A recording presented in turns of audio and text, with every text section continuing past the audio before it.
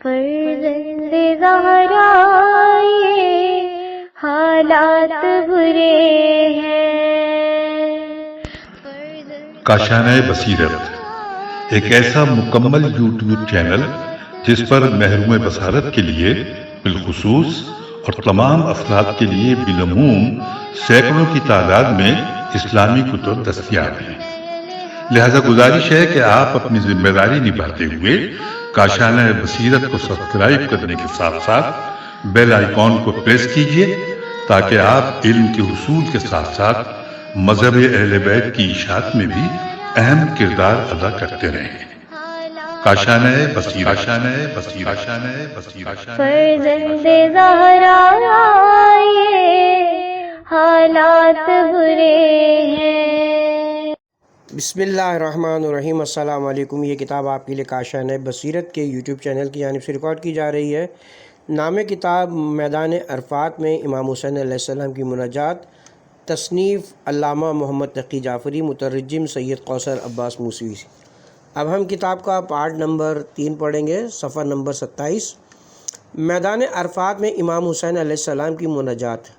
مرحوم محدث قمی رحمۃ اللہ علیہ نے مفات الجنا میں لکھا ہے، غالب اسدی کے فرزندوں بشر اور بشیر سے روایت نقل کی گئی ہے کہ عرفہ کے دن کی آخری ساعتوں میں ہم عرفات کے میدان میں حضرت امام حسین علیہ السلام کی خدمت اقدس میں حاضر تھے کہ آپ اپنے خاندان، بچوں اور اصحاب کے ہمراہ خیمے سے باہر تشریف لائے اور انتہائی خضوع و خشوع کے ساتھ پہاڑی کے بائیں جانب کھڑے ہوئے اور آسمان کی طرف رخ کرتے ہوئے اپنے دونوں ہاتھوں کو بلند کیا اور درج ذیل دعا پڑھی۔ اگرچہ ہمارے بعض محدثین اس مناجات کی سند پر یقین نہیں رکھتے ہیں، لیکن معروف اصول دلالت التغنی عن سند کے مطابق کبھی کبھار حدیث کا موضوع اور مطلب اتنا باعظمت اور اصول کے مطابق ہوتا ہے کہ اسے سند کی ضرورت نہیں ہوتی اور وہ اس کا محتاج نہیں ہوتا۔ واضح ہے کہ اس مناجات جیسے حکمت اور عرفان سے بھرپور مضامین انبیاء کرام سلام اللہ علیہ اور ائمہ معصومین علیہم السلام کے فرامین ہی میں پائے جا سکتے ہیں۔ نمبر 1، ترجمہ۔ حمد اس خدا کے لیے جس کے فیصلے کو کوئی بدلنے والا نہیں، کوئی اس کی عطا روکنے والا نہیں۔ وہ کون سی طاقت ہے جو قضاء الہی کے سامنے اپنے وجود کا اظہار کر سکے جبکہ وہ خود قضاء الہی کا ایک جز ہے؟ وہ کون سا ارادہ ہے جو ارادہ الہی کے مقابلے میں اپنے آپ کو ظاہر کرے جبکہ خود اس ارادے کا وجود بھی ارادہ الہی کا ہی ایک نتیجہ ہے؟ حاشیہ۔ کائنات کے تمام اجزاء کا ایک دوسرے سے ربط ایک حقیقت ہے جو علمی لحاظ سے بھی اور شہود کے اعتبار سے بھی خود کو حکمت و عرفان کے دائرے میں ایک خوبصورت انداز میں ظاہر کر چکی ہے۔ نمبر 2، ترجمہ۔ اس کی صنعت جیسی اور ثانی کی صنعت نہیں۔ یہ کیوں کر ممکن ہے کہ اس خلائق خدا کی صنعت جیسی کوئی چیز خلق کی جا سکے، کیونکہ کوئی بھی صنعت کار کسی ایک ذرے کو بھی عدم کی تاریکی سے ہستی کے میدان میں داخل نہیں کر سکتا۔ چی جائے گی کہ وہ تخلیق کے کائنات کے اجزاء کی نوعیت کے تمام امکانات اور صلاحیتوں کا حامل اور ان سے استفادے کی توانائی بھی رکھ سکتا ہو۔ نمبر 3، ترجمہ۔ اور وہ کشادگی کے ساتھ دینے والا ہے۔ بار الہ، نعمت شناسی کی عظیم نعمت سے ہمیں سرفراز فرما۔ اپنی ربوبیت کی اس بے قرار رحمت کے واسطے ہمیں ایسی بینائی عطا فرما کہ ہم اس عالم کے تمام اجزاء سے وابستہ ہر نعمت کو چاہے وہ ظاہر اور آشکار ہو یا مخفی درک کر سکیں اور اس نعمت میں غوطہ زن ہونے کی مٹھاس کو چکھ سکیں، اور اگر خدا کی نعمتوں کو گننا چاہو تو گن نہیں سکتے۔ سورہ ابراہیم آیت نمبر 34 کے معنی کو اپنے پورے وجود کے ساتھ درک کر سکیں۔ نمبر 4، ترجمہ۔ اس نے طرح طرح کی مخلوق بنائی اور بنائی ہوئی چیزوں کو اپنی حکمت سے محکم کیا۔ اس آدمی کے لیے ابدا کا ادراک کرنا کتنا آسان ہے جسے اپنے باطن کو دیکھنا اور اس پر غور کرنا نصیب ہوا ہے، اور اس نے یہ سمجھ لیا کہ کسی چیز کا انعکاس اور کوئی بھی دماغی اور نفسیاتی عمل انسانی وجود میں کسی سابقہ عمل کا تسلسل نہیں ہے۔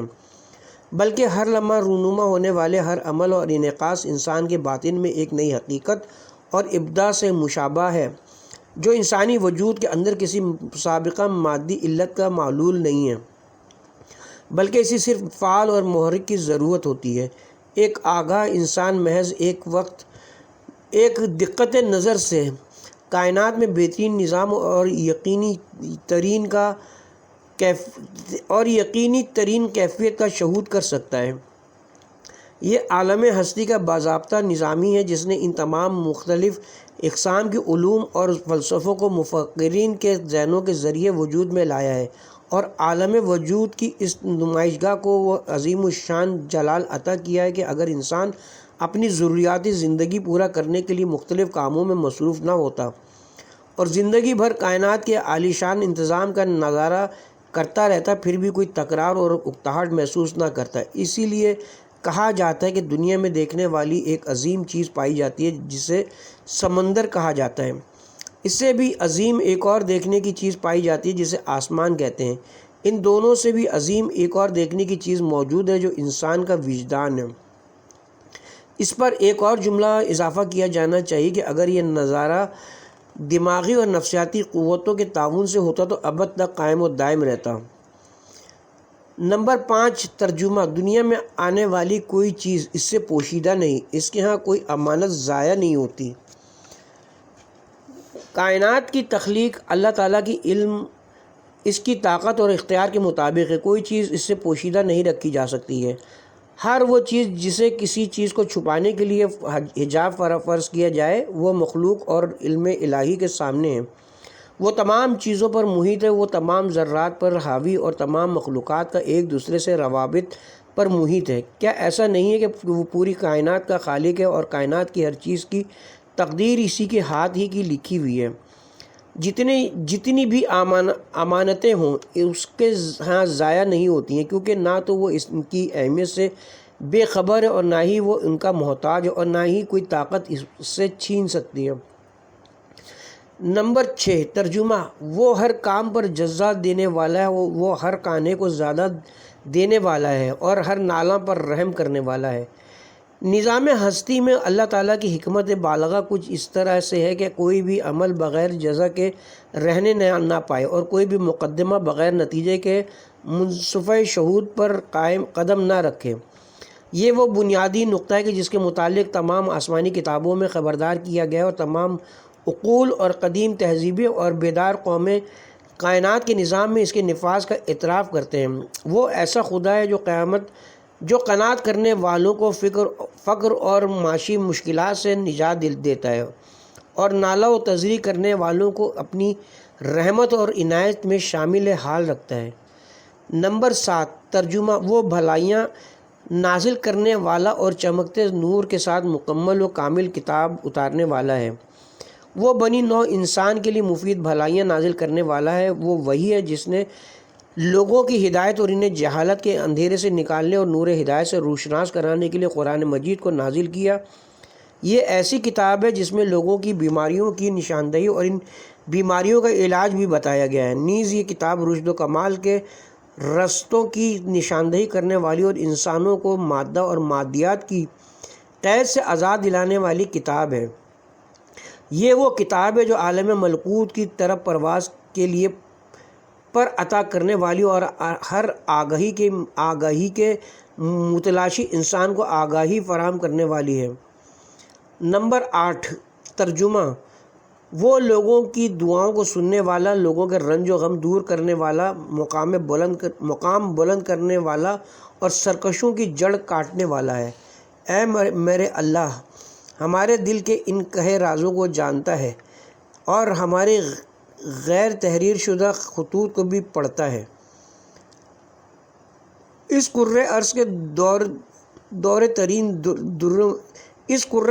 دور ترین دروں میں بیٹھ کر خاموشی کے ساتھ راز و نیاز کرنے والے کمزور لوگوں کی آواز بھی اس کی بارگاہ تک پہنچتی ہے، جس طرح کسی بلند و بالا جگہ پر بیٹھ کر اونچی آواز میں پکارنے والوں کی آواز پہنچتی ہے۔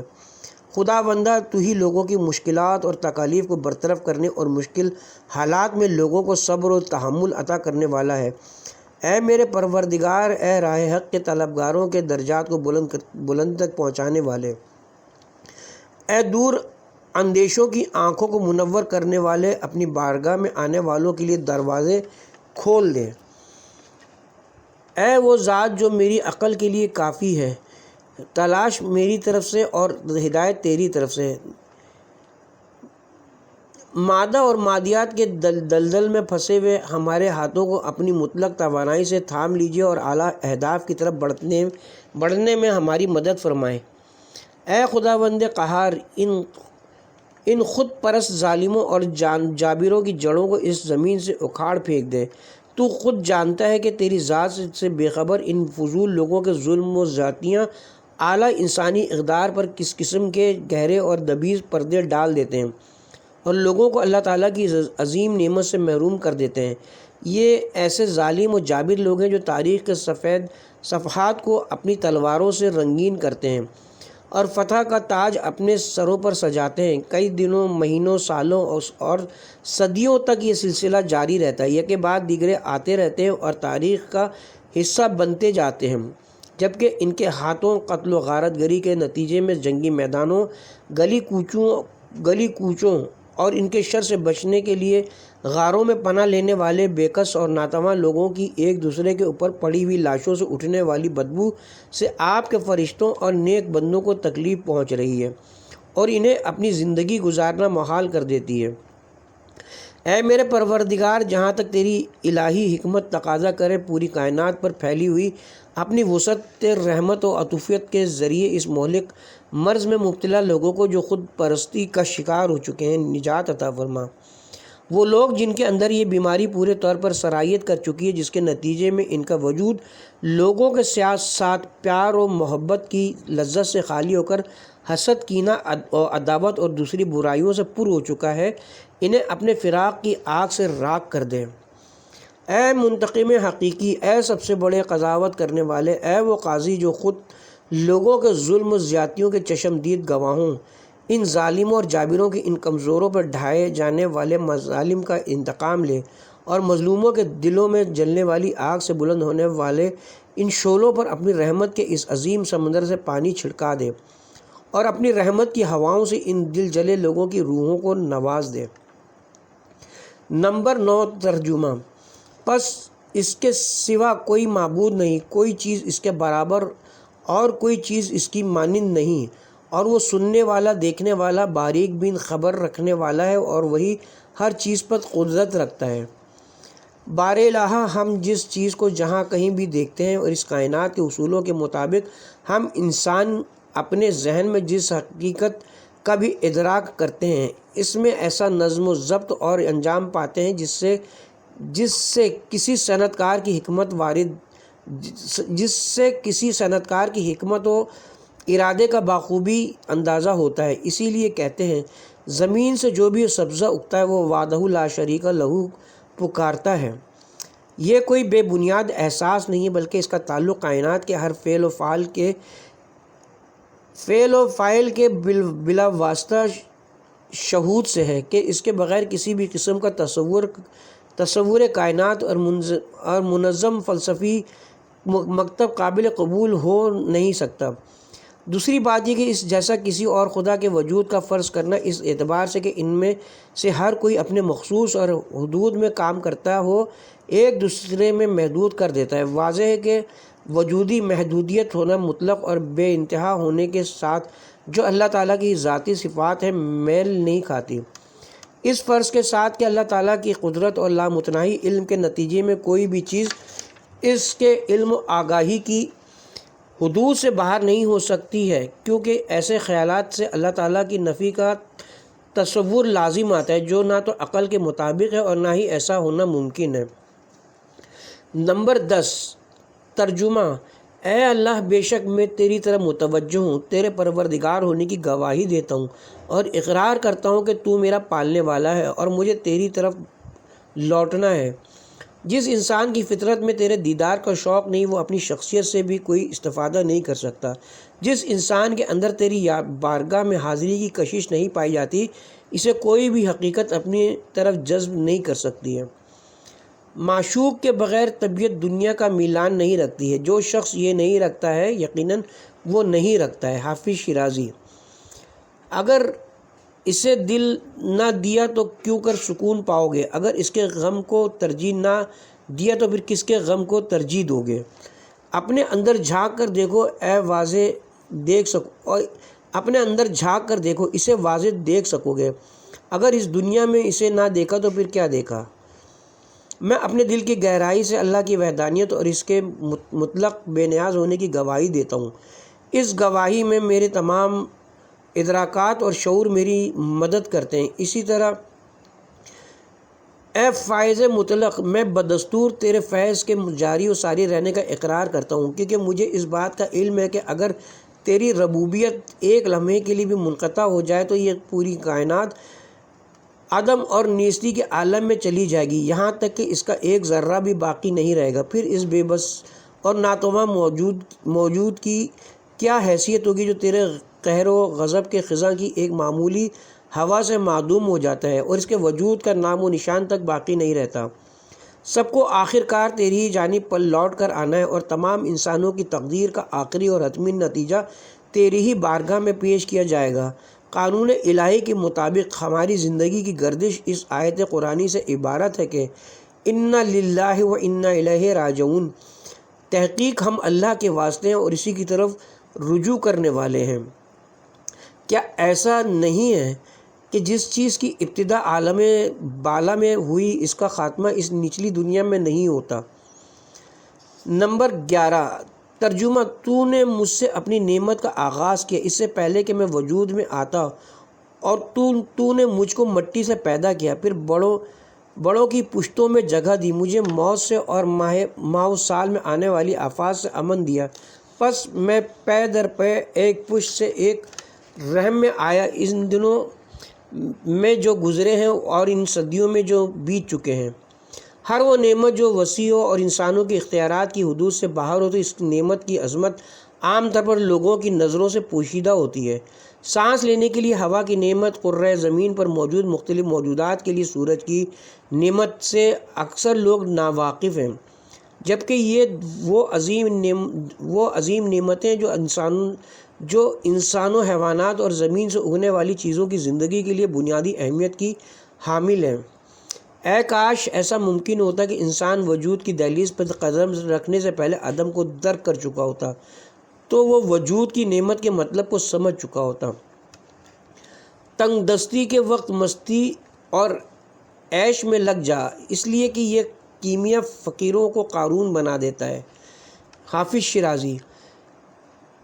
بعض بے شعور اور لا علم لوگوں کی نظروں سے وجود کی نعمت اور اس کا معنی پوشیدہ ہے۔ اس کی وجہ یہ ہے کہ وہ اپنی زندگی کو بے مقصد گزار رہے ہیں اور ان کے لیے جد و جہد اور دوڑ بھاگ کی کوئی اہمیت نہیں ہے، بلکہ وہ زندگی کو ایک میٹھے اور لذیذ شربت کے گلاس کی مانند اپنے حلق سے اتارنا چاہتے ہیں۔ یہ وہ لوگ ہیں جو کسی چیز کی قیمتی ہونے اور نہ ہونے کے حوالے سے اپنی ذات کو محور قرار دیتے ہیں۔ وہ ایسے خود محور لوگ ہیں جو اپنا اور دوسروں کا خیال رکھنے کے لیے کائنات کی نعمت کو نظر انداز کر دیتے ہیں۔ یہی وجہ ہے کہ انہیں اس عظیم الہی نعمت کی عظمت کو درک کرنے کی توفیق حاصل نہیں ہوئی ہے۔ اے کاش یہ بے معرفت لوگ تھوڑی دیر کے لیے ہی ہوش میں آ جاتے اور اس دنیا میں ایک بے احساس اور خیالی زندگی گزارنے کی بجائے ایک معقول زندگی جو حقیقی ہستی سے جنم لیتی ہے اس میں غوطہ زن ہو جاتے۔ لیکن کیا کیا جائے، ہم انسانوں میں سے اکثر لوگ زندگی کو اس کے وسائل پر قربان کرتے ہیں اور حقیقی آب حیات سے سیراب ہونے کے بجائے اس کمزور حیوانی زندگی میں آب نما سیراب کے بلبلوں کے پیچھے بھاگتے رہتے ہیں اور کائنات کی نعمتوں کا مزہ چکھنے سے محروم رہ جاتے ہیں۔ جی عزیزو، دنیا کی مثال جھاگ کی سی ہے، لیکن یہ کیسا جھاگ ہے جو پانی کے اوپر نہیں بلکہ سیراب کے اوپر ہوئے ہے، اور وہ کیسا سیراب ہے جسے خواب میں دیکھا جائے، یہ خواب کیسا خواب ہے جسے موج مستی میں دیکھا جائے۔ آئیے تھوڑی دیر کے لیے اپنے ذہن، دل اور نفس کو علم نما بے بنیاد خیالوں اور فطری اور حیوانی خواہشات و تعمیلات سے آزاد کرتے ہیں، حتیٰ کہ جہاں تک ہو سکے اپنے وجود سے میں کو بھی نکال باہر کرتے ہیں اور اس کائنات کو حیرت انگیز وحدت کی نظر سے دیکھتے ہیں۔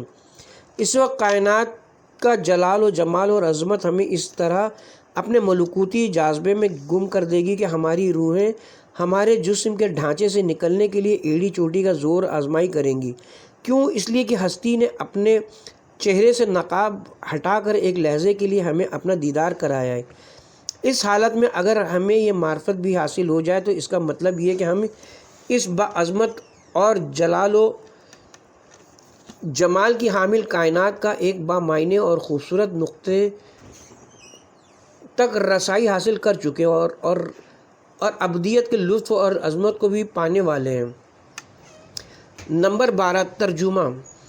تو نے اپنی محبت و مہربانی کی وجہ سے مجھ پر احسان کیا اور مجھے کافر بادشاہوں کے دور میں پیدا نہیں کیا کہ جنہوں نے تیرے عہد کو توڑا اور تیرے رسولوں کو جھٹلایا، لیکن تو نے مجھے اس زمانے میں پیدا کیا جس میں تھوڑے عرصے میں مجھے ہدایت میسر آ گئی، اور اسی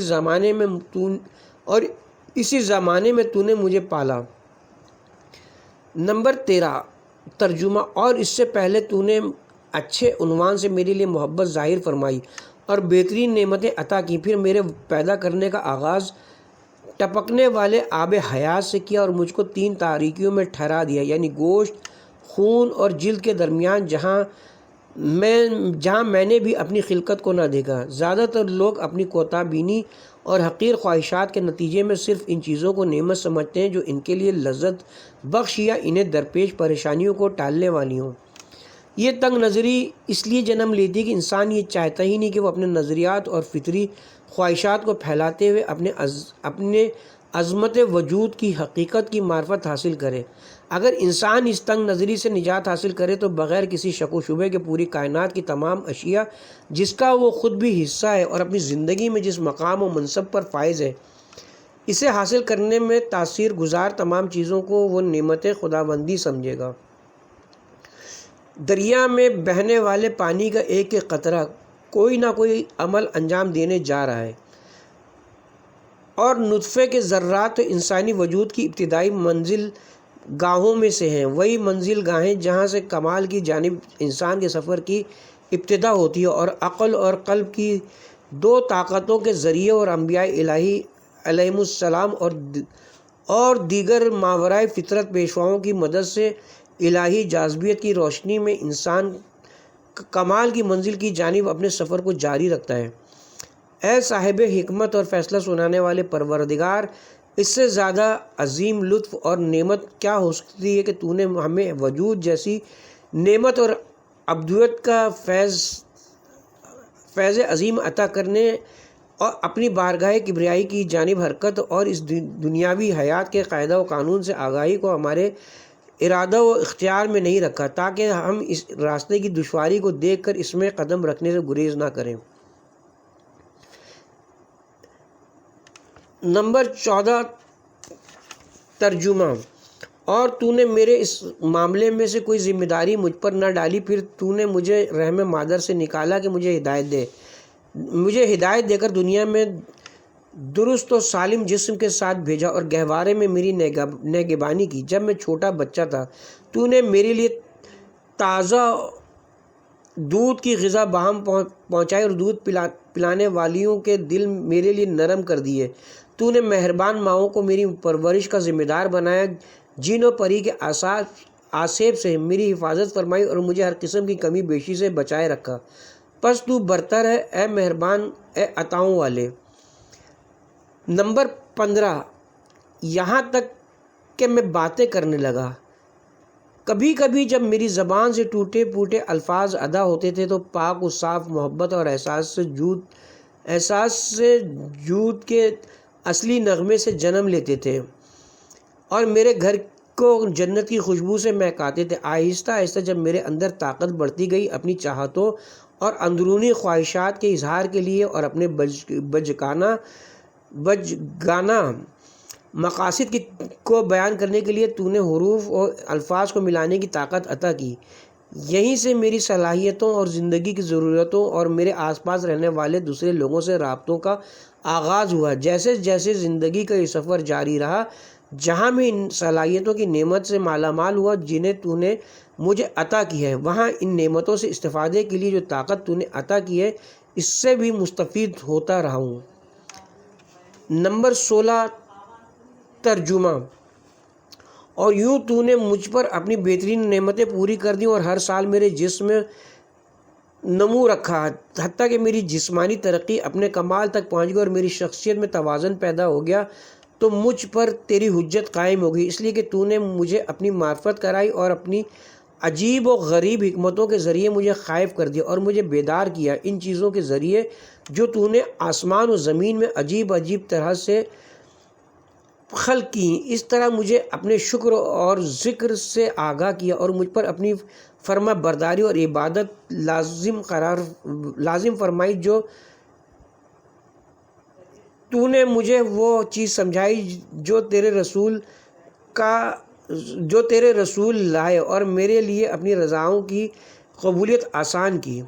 اے میرے مہربان خدا، یہ تم ہی ہو جس نے مجھے اپنی زندگی کے اعلیٰ اہداف سے ہمکنار ہونے کے لیے مجھ پر اپنی اطاعت اور عبادت کو لازم قرار دیا، اور تو نے ہی ہمیں تکامل تک پہنچانے کے لیے اپنے پیغمبر کے ذریعے جو احکامات لے کر آئے ان کی وضاحت کرتے ہوئے رضائیت کے عوامل کو آسان کر دیا۔ کیا حقیقت میں یہ راز و نیاز، عبادت و اطاعت، یہاں تک کہ اللہ تعالیٰ کے ربوبی صفات کی معرفت اس ناچیز مادہ اور ہماری اس ناتواں فطرت کی بس کی بات ہے؟ نہیں، خدا کی قسم ایسا نہیں ہے۔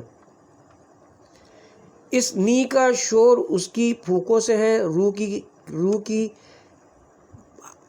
ہاؤ ہوا اس کی ہائے و ہوا کی وجہ سے ہے، لیکن ہر شخص جانتا ہے جس میں نظر ہے کہ اس جانب کی فریاد بھی اس کی جانب سے ہے۔ اے خدا، یہ بخششیں ہمارے بس کی نہیں ہے، پوشیدہ مہربانی کے لیے تیری مہربانی مناسب ہے۔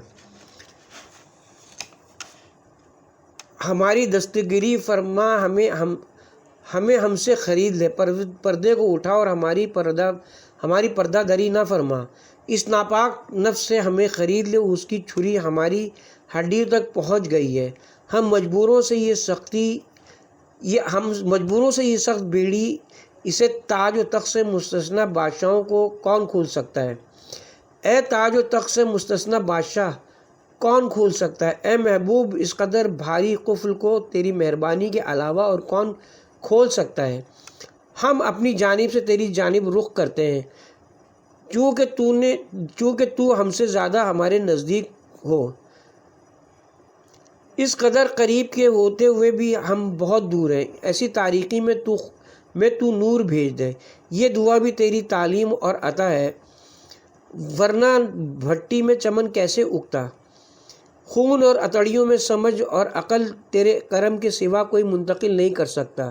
یہ جاری نور چربی کے دو ٹکڑوں سے اس نور کی موج آسمان سے ٹکراتی ہے، گوشت کا ٹکڑا جو کہ زبان ہے، اس سے دانائی کا سیلاب نہر در نہر جاتا ہے۔ دعا بھی تیری جانب سے اور قبولیت بھی، اطمینان تیری طرف سے ہے، ڈر بھی تجھی سے ہے۔ مولانا روم۔ نمبر 17 ترجمہ۔ تو ان سب باتوں پر مجھ پر تیرا احسان ہے، اس کے ساتھ تیری مدد اور مہربانی ہے۔ پھر جب تو نے مجھے پیدا کیا بہترین خاک سے، تو میرے لیے اے اللہ، تو نے ایک آدھ نعمت پر ہی بس نہیں کی، بلکہ مجھے معاش کے کئی طریقے اور فائدے کے کئی راستے عطا کیے۔ مجھ پر اپنے بہت بڑے احسان و کرم سے اور مجھ پر اپنی سابقہ مہربانیوں سے، یہاں تک کہ جب مجھے تو نے یہ تمام نعمتیں دے دیں اور تکلیفیں مجھ سے دور کر دیں، تیرے آگے میری جرت اور میری نادانی اس میں رکاوٹ نہیں بنی کہ تو نے مجھے وہ راستے بتائے جو مجھ کو تیرے قریب کرتے، اور تو نے مجھے توفیق دی کہ تیرا پسندیدہ بنوں۔ پس میں نے جو دعا مانگی تو نے قبول کی، اور جو سوال کیا وہ تو نے پورا کیا۔ اگر میں نے تیری اطاعت کی تو نے قدر فرمائی، اور میں نے شکر کیا تو نے زیادہ دیا، یا یہ سب کچھ مجھ پر تیری نعمتوں کی کثرت اور مجھ پر تیرا احسان ہے۔ اے میرے مہربان خدا، میں نے اپنی جہالت اور لا علمی کی وجہ سے تیرے ساتھ جیسا بھی سلوک کیا، تو نے مجھے ان چیزوں سے نہیں روکا جو تیری درگاہ میں قریب ہونے میں مددگار ہیں، اور نہ ہی تو نے مجھے اپنی بارگاہ میں حاضر ہونے سے روکا، بلکہ جب بھی میں نے تجھے پکارا تو نے جواب دیا، میں نے تجھ سے کچھ مانگا تو نے عطا کیا، جب میں نے تیری اطاعت کی تو اس کی جزا دی، اور جب میں نے تیری نعمتوں کا شکر ادا کیا تو نے میری عزت اور وقار میں اضافہ کیا۔ یہ تمام چیزیں مجھ ناچیز پر تیری بے پناہ نعمتوں کے کمال کا شاخسانہ ہے۔ اس کے ساتھ ہی ہم یہاں پہ اپنے پارٹ نمبر 3 کا اختتام کرتے ہیں۔